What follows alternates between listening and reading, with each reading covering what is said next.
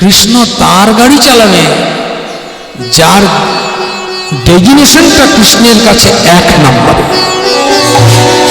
আমার সচির কুমার কলে যুগত রাইতে হইল অবতার। আরে মোর আরে মোর আরে মোর আরে মোর আরে মোর আরে মোর আরে মোর আরে মোর সচির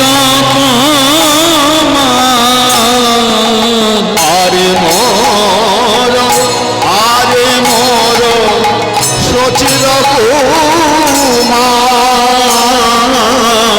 কলিযুগ তরাইতে হইল কলিজীব তরাইতে হইল আজ কলিযুগ তরাইতে হইল কলিযুগ তরাইতে হইল তার হইল আজ অবতার হয়েছে আজ অবতার হয়েছে আজ অবতার হয়েছে আজ অবতার হয়েছে কলির জীব উদ্ধারিতে অবতার হয়েছে কলির জীব উদ্ধারিতে অবতার হয়েছে কলির জীবে উদ্ধারিতে অবতার হয়েছে কলিজীবের উদ্ধারিতে অবতার হয়েছে কলি জীব উদ্ধারিতে অবতার হয়েছে কলির জীবের উদ্ধারিতে অবতার আমার হয়েছে নবদ্বীপ চন্দ্র গোড়া অবতার হয়েছে নবদ্বীপ চন্দ্র গোড়া হরি হরি হরি বলে নবদ্বীপ হরি বলে বলে নবদ্বীপ চন্দ্র গোড়া হরি হরি হরি নবদ্বীপ চন্দ্র গোড়া অবতার হয়েছে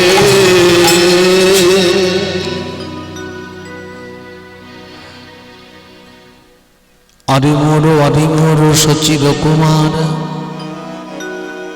কলির জীব তরাইতে প্রভু আমার হইল অবতার। আজ হরি নাম প্রেম বাদী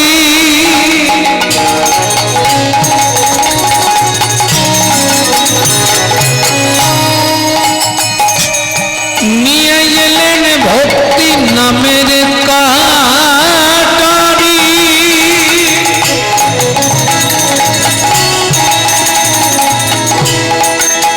এলেন প্রভু আমার গোড়ায় এলেন প্রভু আমার গোড়ায় হরি নাম প্রেম বাই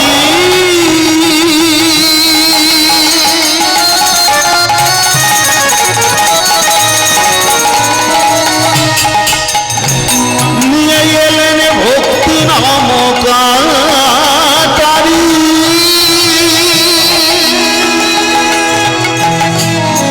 আমার প্রভু এলেন গোড়ারায় আমার প্রভু এলো গোড়ায় এলেন প্রভু আমার গোড়ায়।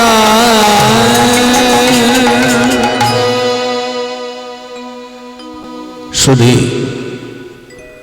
ধর্মপ্রাণ গৌর ভক্তবৃন্দ এবং আমার ভক্তিমতী মা, আমার ভক্ত কুসুম স্নেহভাজন ছোট্ট ছোট্ট ভাই বোন, সবার আগে মঞ্চে উপবিষ্ট নিতাই গৌর এবং রাধা গোবিন্দের চরণে আমার ভক্তিপূর্ণ প্রণাম।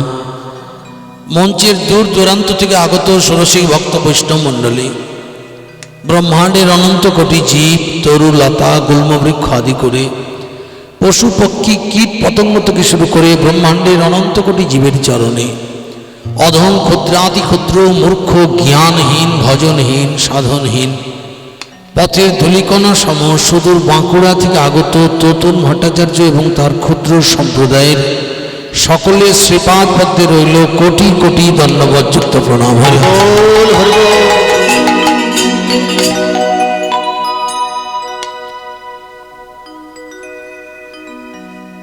একটি নমস্কারে প্রভু, একটি নমস্কারে আমার সকল দেহ লুটিয়ে পড়ো তোমারি সংসারে।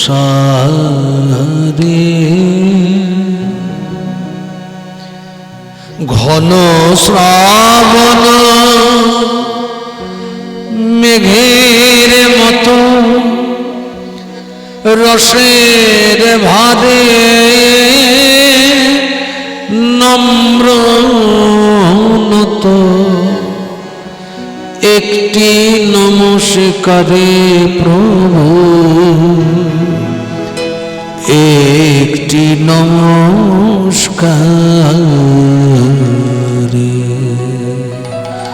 আমার সকল দেহ লুটিয়ে পড়ো তোমারি সংসারে।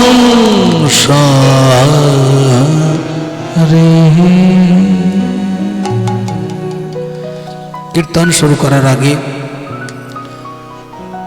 আমার অতি প্রীতিভাজন আমাদের নারায়ণ বাবু, যার বাড়িতে বাবা তো নাকি, যার বাবার উদ্দেশ্যে এত সুন্দর একটি হরিসভার আয়োজন, বাবার আত্মার শান্তির জন্যে। তাই হরিসভায় সর্বপ্রথম আপনাদের চরণে আমার কয়েকটি মূল্যবান কথা নিবেদন করি। প্রথম কথা হচ্ছে, পৃথিবীতে যত বড় উৎসব অনুষ্ঠান হোক, যত টাকা খরচা করা হোক, যত বড় তার পরিধি হোক, যত সেবার আয়োজন হোক, যত রকমের অনুষ্ঠান আচার আদি করে সে অনুষ্ঠানকে পূর্ণাঙ্গভাবে রূপায়ণ করা হোক না কেন, কীর্তন বা ভগবত গুণানুকথা যদি না হয়, সে উৎসব অনুষ্ঠান যজ্ঞের পরিপূর্ণতা লাভ হয় না। শাস্ত্র বলছে, পূর্বে যত যজ্ঞ ছিল কলিতে তা দুঃসাধ্য হল, এখন দেহমেধ যজ্ঞ হইল সার, আত্মঘৃত দাহ করি এই হরিনাম যজ্ঞ পরি, তোমার পূর্ণাহুতি দাও দেহভার। কীর্তন কোনো দাঁত কথার গল্পে হয় না, কীর্তন কোনো সাধারণ গাল গল্প নিয়ে হয় না। যে কোনো গল্প সহযোগী রূপে মিশ্রণ হিসাবে দিলেও দিতে পারেন, না দিলেই ভালো হয়। কিন্তু বৈষ্ণব সিদ্ধান্ত, সাধু বৈষ্ণবের কথা ছাড়া কীর্তন হয় না। এই কথাটি দেখুন, বলছে পূর্বে যত যজ্ঞ ছিল, শাস্ত্রের কথা তো ফেলে দেবেন নয়। আর সনাতনী ধর্মের সব থেকে বড় আদর্শ হচ্ছে শাস্ত্র। পূর্বে যত যজ্ঞ ছিল, বলছে আগে যত যাগযজ্ঞ হতো, কলিতে তা দুঃসাধ্য হলো।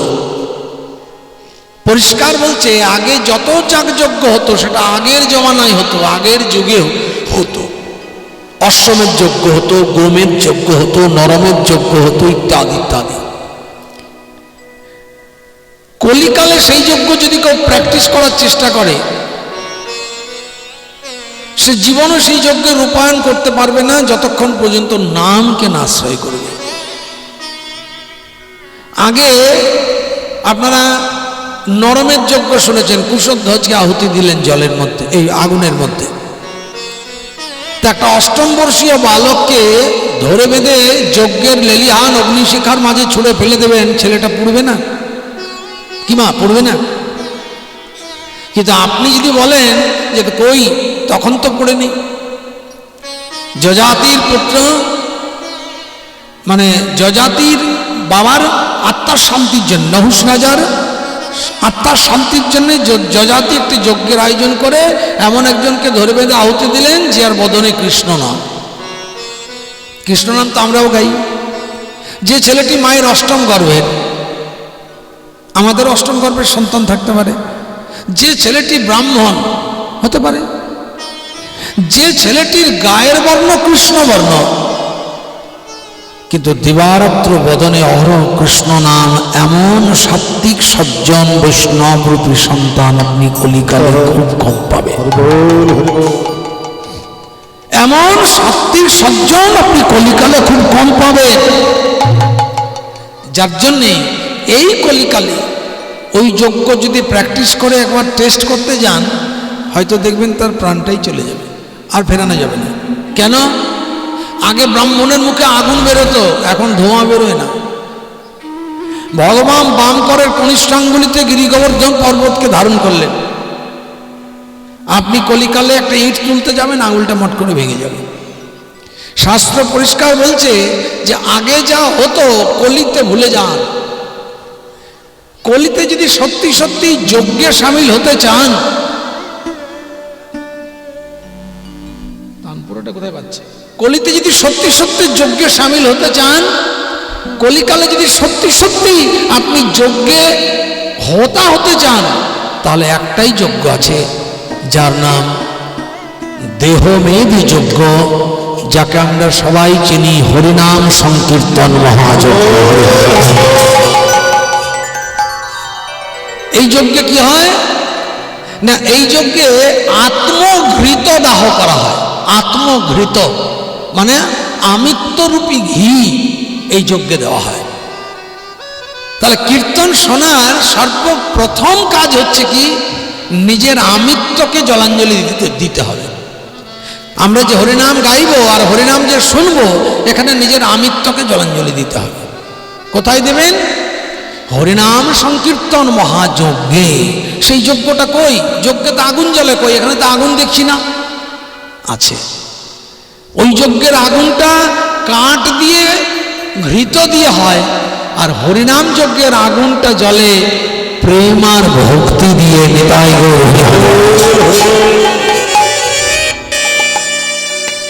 যার জন্য বলছে হরিনাম প্রেমের আগুনে তোমার আমিত্বকে, যে আমির জন্য তুমি আজ মানুষ হয়ে ভগবত চরণে যেতে পারছো না, যে আমির জন্যে তুমি আজ ধীরে ধীরে ধীরে ধীরে ধীরে ধীরে অহংকারের বাসা বেঁধে বিষয় বাসনায় সম্পূর্ণভাবে ডুবে আছো, সেই আমিত্বকে প্রথম বিসর্জন দিয়ে হরিসভার আসরে বসে দুটি বাহু তুলে ভগবানের নাম গানে ব্রতী হবে। নিতাই গৌর প্রেমানন্দে হরি। চলুন তাহলে আজকে সবাই আমরা প্রভু যেভাবে হরিনাম সংকীর্তন গাইছেন, আমরা সেই হরিনাম সংকীর্তন গাইতে গাইতে আমরা সবাই মিলে আজকে যজ্ঞে ব্রতী হই, যাতে সমস্ত অহমিকা, যাতে এই হরিনাম সংকীর্তনে আমরা আমিত্বকে বিসর্জন দিয়ে অহম শূন্য হয়ে ভক্তিযুত কণ্ঠে আমরা বাহু তুলে হরিনাম গাই। নিতাই হরি বল, হরি বল। সবাই মিলে একবার দুটি বাহু তুলে আমরা বলবো সবাই প্রেম সে। কারা কারা হরিনাম গাইছেন? নাচে নিত্যানন্দ,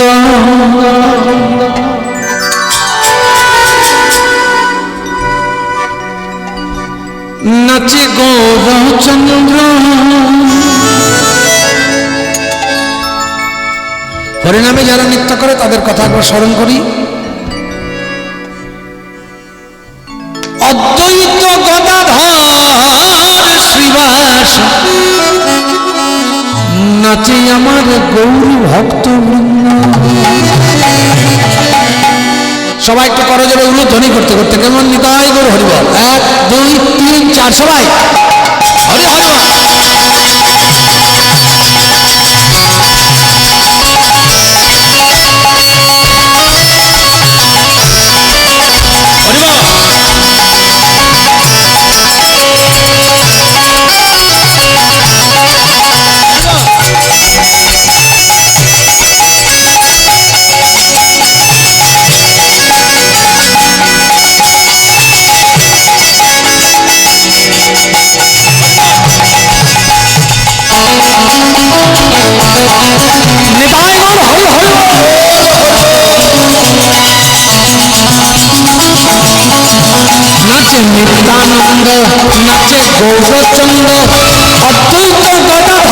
পাশে গৌর ভক্ত আছে নিত্যানন্দ জয় গৌরচন্দ্র অদ্বৈত গদাধর শিবাস গৌর ভক্তবৃন্দ নিত্যানন্দ জয় গৌরচন্দ্র অদ্বৈত গদাধর শিবাস গৌর ভক্তবৃন্দ দুটি বাহু তুলে খোল করতালে, দুটি বাহু তুলে খোল করতালে, দুটি বাহু তুলে খোল করতালে, দুটি বাহু তুলে খোল করতালে, আনন্দ আনন্দ মহানন্দ নাচে নিত্যানন্দ জয় গৌরচন্দ্র অদ্বৈত গদাধর শিবাস গৌর ভক্তবৃন্দ নিত্যানন্দ জয় গৌরচন্দ্র অদ্বৈত গদাধর শিবাস গৌর ভক্তবৃন্দ নিত্যানন্দ জয় গৌরচন্দ্র অদ্বৈত গদাধর শিবাস গৌর ভক্তবৃন্দ নদিয়ার পথে পথে ভক্তগণ সাথে, নদিয়ার পথে পথে ভক্তগণ সাথে, নদিয়ার পথে পথে ভক্তগণ সাথে, নদিয়ার পথে পথে ভক্তগণ সাথে, নাচে কত ভক্তগণ আনন্দ,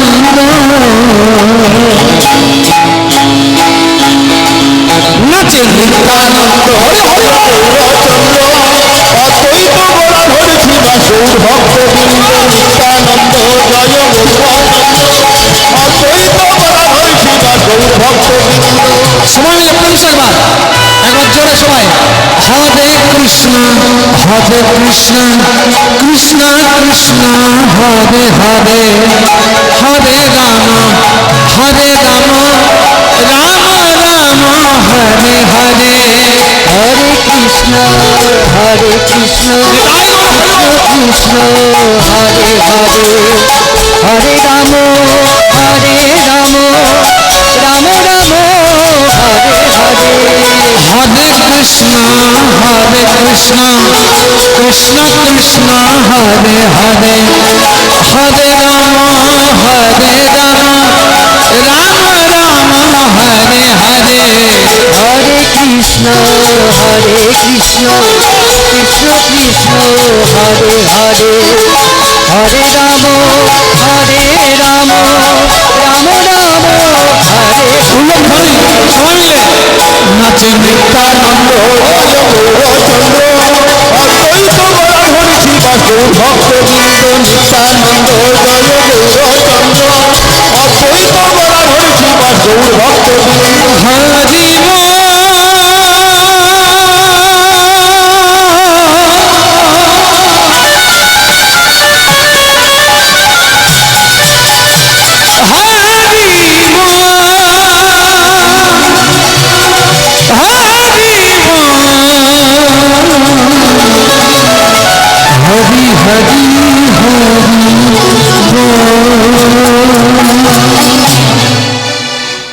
ভক্তগণ সঙ্গে হরিনাম সংকীর্তন গাইতে গাইতে প্রভু আজকে যাচ্ছেন উড়িষ্যার উদ্দেশ্যে। এটি আজ গৌর কথার আমাদের বিষয়। উড়িষ্যায় কাশীনাথ নামের এক পরম ভক্তির উদ্যান বাটিতে প্রভু যাচ্ছেন এবং সেই কাশীনাথ নামে ভক্তির উদ্যান বাটিতে বসে প্রভু বাহু তুলে হরিনাম সংকীর্তন করছেন আর দূর থেকে প্রভুর সেই ভাবটি আস্বাদন করছেন এমন একজন ভক্ত। চোখের জলে যিনি কাঁদছেন প্রভুর সেই ভক্তকে দুহাত তুলে ইশারায় ডাকছেন আর ডেকে ডেকে বলছেন, ভক্ত তোমার কথাই চিন্তা করছিলাম, এই হরিসভার মাঝে আমি তোমার কথা এই জন্যই ভাবছি কারণ আজ আমি যে বিষয় শুনতে চাই সেই বিষয়বস্তুটি তুমি ছাড়া এত ভালো করে কেউ জানে না। কারণ এই বিষয়টির সম্পূর্ণ প্রত্যক্ষদর্শী তুমি। কোন যুগে? দ্বাপর যুগে। কে ছিলে তুমি? এই যুগে তুমি হয়েছ রামানন্দ, কিন্তু দ্বাপরও তুমি ছিলে বিশাখা সখী। তার ললিতা বিশাখা ছাড়া কি রাধা গোবিন্দের প্রেমের কথা আর ভালো কেউ জানে? হরিবল হরিবল। তাই আর চোখের জলে যখন কাঁদছেন তখন দূর থেকে রামানন্দকে দেখে ইশারা করে ডাকছেন আর ডেকে ডেকে বলছে, রামানন্দ সেই যমুনার কলকল ধ্বনি, সে অপূর্ব সুন্দর কদম্ব বৃক্ষতলায় ভগবান শ্রীকৃষ্ণের মুরলী বাদন, সেই শ্যামলী ধবলীর গোচরণ ক্ষেত্র, অপূর্ব বৃন্দাবনের দ্বাদশ বনের শোভা তুমি আমাকে আস্বাদন করাও রামানন্দ। কেমন করে রাধা গোবিন্দের প্রেমে তারা মিলিত হলেন এবং কেমন করে রাধা গোবিন্দের প্রেম জগতে প্রতিষ্ঠা হলো এবং সেই অপূর্ব ব্রজধামের সভা কেমন এবং কেমন ভাবে রাধা গোবিন্দের যুগল দর্শন হয়েছে।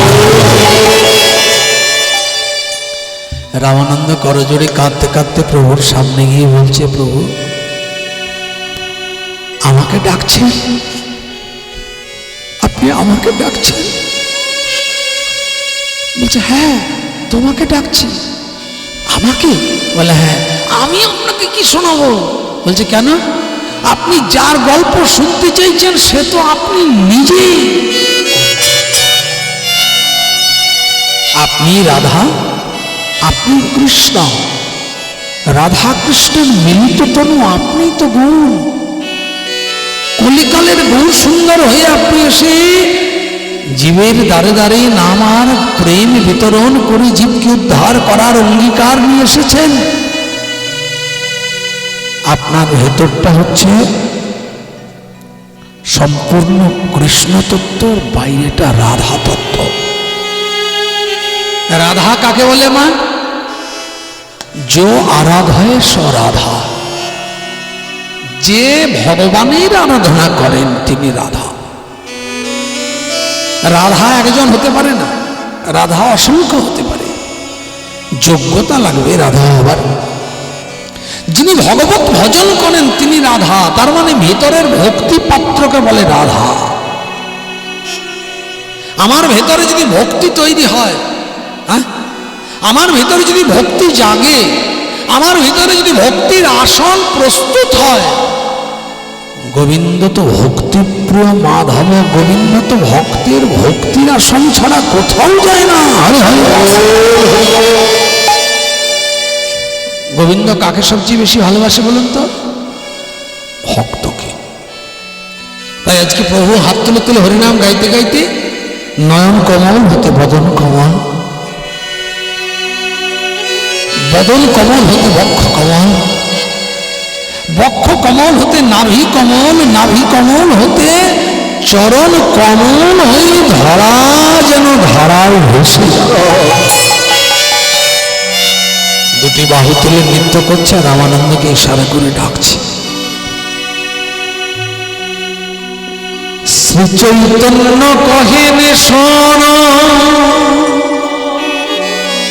শ্রী চৈতন্য মহাপ্রভু কাকে ডাকছে?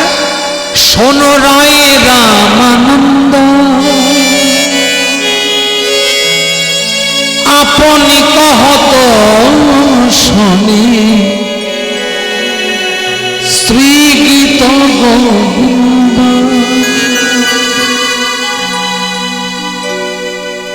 বাসুদেব ঘোষে কহে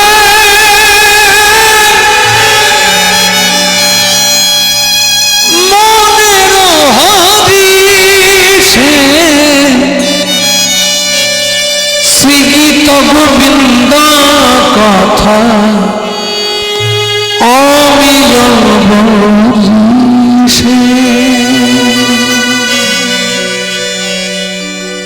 রাধা গোবিন্দের লীলা তত্ত্ব সব থেকে মধুময় করে লেখা আছে যে গ্রন্থে, যে গ্রন্থটি গম্ভীরায় মহাপ্রভু শেষ কয়েকটা বৎসর থেকে যে গ্রন্থটি প্রাণ ভরে আস্বাদন করতেন, সেই গ্রন্থটির নাম হল শ্রীগীত গোবিন্দ।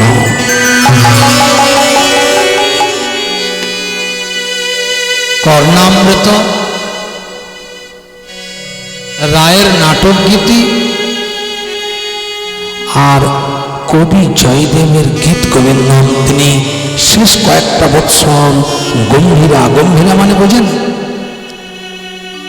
যেখানে একটা মানুষ সোজা হয়ে দাঁড়াতে পারবে না, চলাফেরা তো দূরের কথা, তার দেহটা যতটুকু আয়তন, সেই দেহটাকে সম্পূর্ণ সংযম করে একটা ছোট্ট কুটিরের মধ্যে আটকে রাখতেন শেষ কয়েক বছর। এবং অন্তর্ধান হওয়ার আগেই এই রাধা গোবিন্দের লীলার কাহিনী গীত গোবিন্দমে এত সুন্দর করে জয়দেব লিখেছিলেন, সেই কথাটুকু শোনার জন্যে তিনি প্রতিদিন চোখের জলে লালায়িত হয়ে ব্যাকুল চিত্তে বসে থাকতেন।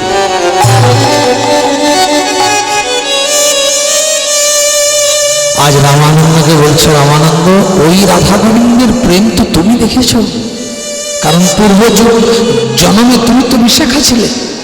এখানে অনেক ভক্ত আমার হরিনাম শুনছে, আস্তে আস্তে অনেক ভক্ত এসেছে আমার কাছে, অনেক ভক্ত আমার সঙ্গে সামিল হয়েছে। সবাই কিন্তু প্রেমের আস্বাদন করার বাসনা নিয়ে এসেছে, কিন্তু তোমার মতো কেউ প্রত্যক্ষ দর্শন করে আসেনি। তুমি যেটা দেখে এসে বলবে, সেটা কি এরা কেউ শুনে বলতে পারে? তাই তুমি পূর্ব লীলায় দ্বাপর যুগে ছিলে বিশাখা, তুমি আমাকে শোনাও সেই রাধা গোবিন্দের প্রেমের কাহিনী। আমি প্রাণ ভরে আজ কাশীনাথের উদ্যানে বসে আস্বাদন করব।